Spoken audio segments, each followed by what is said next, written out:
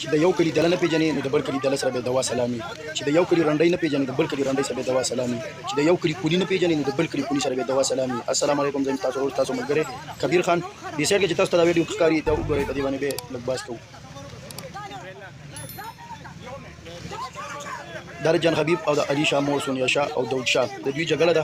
داود شاه په جان حبیب پسې راغلی، کله چې جان حبیب د جیل نه ووتو نو په ده پسې راغلی. نو که به تاسو په سوشل میډیا کتلي چې د دوی دواړو په خپل منځ کې څه معاملات چلېږي، ځکه چې دا دواړه کنجران دي، 1 نمبر درجې کنجران دا دواړه دي. په دې باندې کنجران دي چې جان حبیب دوی پسې کنځل رتبت کوي او داود شاه دي سونیا شاه او علي شاه په جان حبیب پسې رتبت کنځل کوي.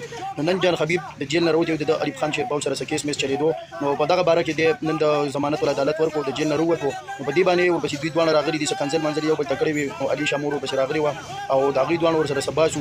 نو زه خو پرې نور څه ډېر نه ویم، خو به زه به صرف دغه ویم چې دا دواړه 1 نمبر درجې کنجران دي، ځکه چې داود شاه چې دی د په کور کې کنجرخانه شروع کړې ده او حبیب جان چې دی حبیب جان یادو چې دا هم ډېر ښه سړی دی او دا دی ناغلی او د ده نه هم غټ بړوا نشته دی. هلکه ستا کار سړی د هر سړي خپل کار دی چې څوک څه کوي دی، ستا پکې څه کار دی؟ ته د ټولو نه غټ دله په دې باندې چې ته ځان له په خپلو مفاداتو پسې لګیږې. ته ما ته یو خپله داسې یو ویډیو وښایې چې په هغې کې تا چا امداد کړی دی، تا چا یو 10 روپۍ ورکړي دي، شته دی داسې ستاسو ویډیو که نه بس صرف ته ما له د دې دغه والا یو خو دا شمله ده، شمله به ته لرګي، ځکه چې دا ګوره د پښتنو شمله ده، دا د شاخیلانو شمله نه ده، نو د ډمانو شمله ده، دا د پښتنو شمله ده، دا به ته بالکل لرګې، دا تا سره مزه نه کوي، ته کنجر سړي سره شمله مزه نه کوي.